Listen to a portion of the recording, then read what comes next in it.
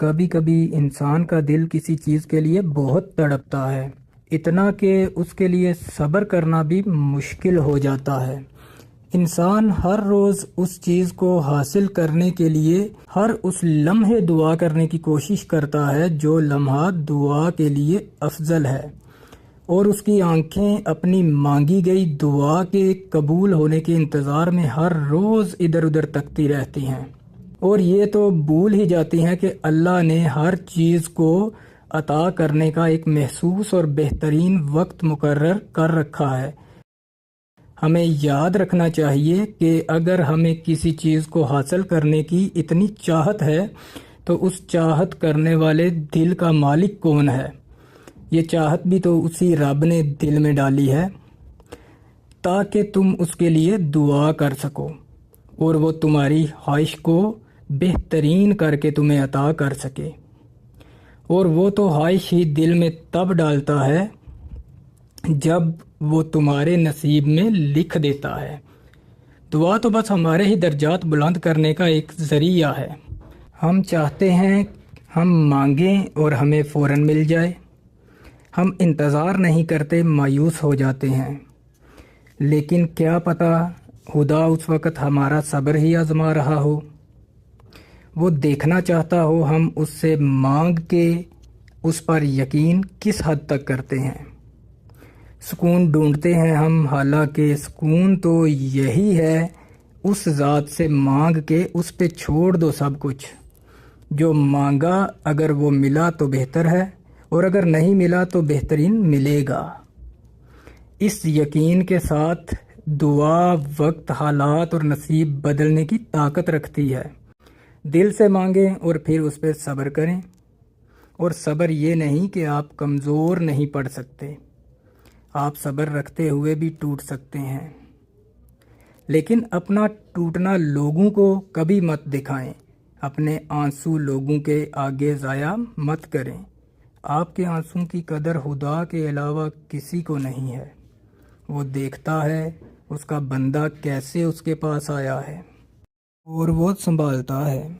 آزمائش ایمان کا حصہ ہے، اور جس کا ایمان جتنا مضبوط ہوتا ہے نا، اتنی سخت آزمائش ہوتی ہے، لیکن آزمائش اللہ سے اور قریب کر دیتی ہے، اور اسے سزا سمجھنا یا مایوس ہونا انسان کو اللہ سے دور کر دیتا ہے۔ اس لیے کبھی آزمائش کو سزا مت سمجھا کریں، اللہ سے اس پر ثابت قدمی کی دعا مانگا کریں۔ یقین کریں وہ آپ سے اتنی محبت کرتا ہے کہ دنیا کی ہر فانی شے آپ سے دور کر کے آپ کو اپنے قریب کرنا چاہتا ہے۔ زندگی کے گھوڑے کی لگام اللہ کے ہاتھ میں دے دو، اور خود بنا کسی خوف کے چپ چاپ گھوڑے پر سوار ہو جاؤ۔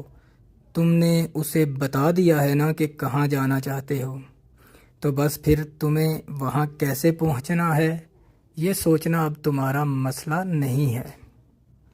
پریشان مت ہو، وہ جانتا ہے اسے کیا کرنا ہے اور کیسے کرنا ہے۔ تم بس آنکھ بند کر کے کوئی بھی سوال کیے بغیر جس سمت میں وہ تمہیں لے جا رہا ہے جاتے جاؤ، اسے تم سے اور چاہیے ہی کیا سوائے اس پر توکل کے۔ سو جو ہو رہا ہے یقین رکھو کہ وہی بہترین ہے، کیونکہ جب تمہاری آنکھ کھلے گی تو تم وہیں ہوگے جہاں تم ہونا چاہتے تھے، یا پھر جہاں تمہیں ہونا چاہیے تھا۔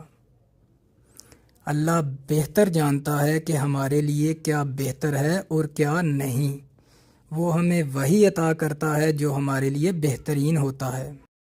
نصیب میں بھی اتنی طاقت نہیں جتنی تمہاری دعاؤں میں ہے۔ اللہ رب العزت تمہیں اپنی چاہت سے گزار کر ہی تمہاری چاہت تک لاتا ہے۔ جلد باز تم ہو، ورنہ وہ دیر نہیں کرتا، وہ جانتا ہے تمہاری دعاؤں کو کب اور کیسے تم تک پہنچانا ہے۔ تو پھر اللہ رب العزت سے یہ رابطہ مت توڑ دینا صرف اس لیے اس سے منہ موڑنا کہ جو تم نے مانگا وہ تمہارے سوچے گئے وقت پر کیوں نہیں ملا۔ اور یاد رکھو تمہاری مستقل دعائیں ہی ناممکن کی قبولیت کو ممکن بناتی ہیں۔ تمہارا یقین ہی تم پر وہ دروازے کھولتا ہے جن کو کھولنا کائنات کی کسی شے کے بس میں نہیں ہوتا۔ تمہارا صبر ہی تمہیں معجزوں سے ملواتا ہے، اور کن سے فیکون تک ہر ادھوری کہانی مکمل ہو جاتی ہے۔ تو یہ کبھی مت سوچنا کہ اللہ رب العزت تمہیں خالی ہاتھ واپس لوٹا دے گا۔ ایک وہی تو ہے جو تم سے اتنی محبت کرتا ہے جتنی نہ تم سے کسی نے کی ہوگی اور نہ تم نے کسی سے۔ جب وہ ہاتھ میں غم تھماتا ہے تو اس غم کو سنبھالنے کی ہمت بھی دے دیتا ہے۔ بس تم یقین رکھنا، وہ خود تم سے فرماتا ہے کہ تمہارے رب نے نہ تمہیں تنہا چھوڑا ہے اور نہ وہ تم سے بیزار ہوا ہے، اور تیرا رب بھولنے والا نہیں، اور اس کے لفظوں سے سچا کوئی نہیں۔ وہ اپنے وعدوں کا پابند ہے، وہ جو فرما دیتا ہے اسے کوئی بھی نہ موڑ سکتا ہے اور نہ روک سکتا ہے۔ جانتے ہو تمہارا ٹوٹنا کیوں ضروری تھا؟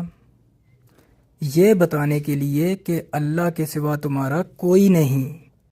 تم جس سے بھی اللہ سے بڑھ کر امید لگاتے ہو اسی کے ہاتھوں توڑے جاتے ہو، کیونکہ قرآن کبھی جھوٹ نہیں کہتا، اور مکڑی کے جالوں سے بھی زیادہ کمزور ہوتے ہیں یہ دنیا کے سہارے۔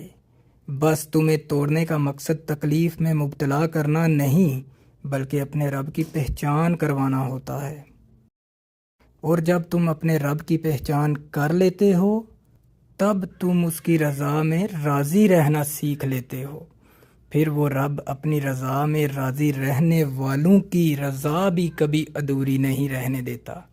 بس وقت کو تھوڑا وقت دو، چیزیں واپس اپنی جگہ پر آ ہی جاتی ہیں۔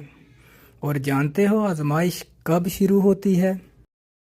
آزمائش تب شروع ہوتی ہے جب کوئی چیز جان سے زیادہ پیاری ہو جاتی ہے، جب اس چیز سے خود سے بھی زیادہ محبت ہو جاتی ہے۔ پھر اللہ اس محبت کا امتحان لیتا ہے۔ آخر تم اس چیز کے لیے کتنا صبر کر پاتے ہو، کس جنون کی حد تک پہنچ پاتے ہو، اور سب سے بڑھ کر یہ کہ تم اللہ کی رضا میں راضی رہ پاتے ہو۔ اللہ کو تمہاری عبادتوں کی ضرورت نہیں ہے، اس کی عبادت کے لیے تو سارا جہاں ہے، وہ تو بس تم سے محبت چاہتا ہے۔ بتاؤ پھر جس محبت کا وہ حقدار ہے تم اسے دے پاؤ گے؟